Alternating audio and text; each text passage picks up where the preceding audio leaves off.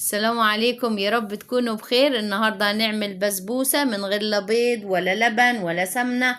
وجبت 3 كوبايات سكر، نعمل الشربات بتاعها 3 كوبايات سكر، وهحط عليهم 2.5 كوبايات مية وعصرة ليمونة. هنسيبهم يغلوا 10 دقايق. بعد الغليان عملته متوسط، لا هو خفيف ولا هو تقيل.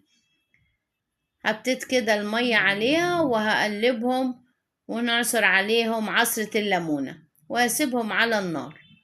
طبعا قبل ما نبدأ دايما البسبوسة او كيكة او اي حاجة هنعملها في الفرن لازم تكون على فرن سخنة، ونسيبها على درجة حرارة 180. جبت نص كيلو السميد من العطار من غير اي اضافات. هحط عليها كوباية الا ربع سكر، وكوباية الا ربع زيت، وكوباية الا ربع مية.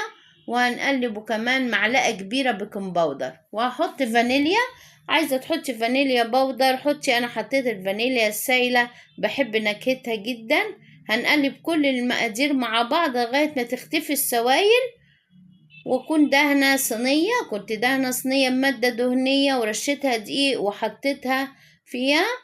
وطبعا زي ما قلنا مشغلين الفرن على درجة حرارة 180.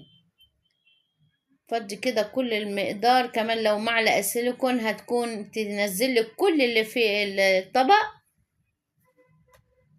نزلته كده وهنخبطها خبطتين بحيث اي هواء تطلع منها، وهدخلها على الفرن لغاية ما تاخد لون حلو ذهبي على الشبكة اللي في النص. أول ما تطلع هيبقى الشربات سخن والبسبوسة سخنة.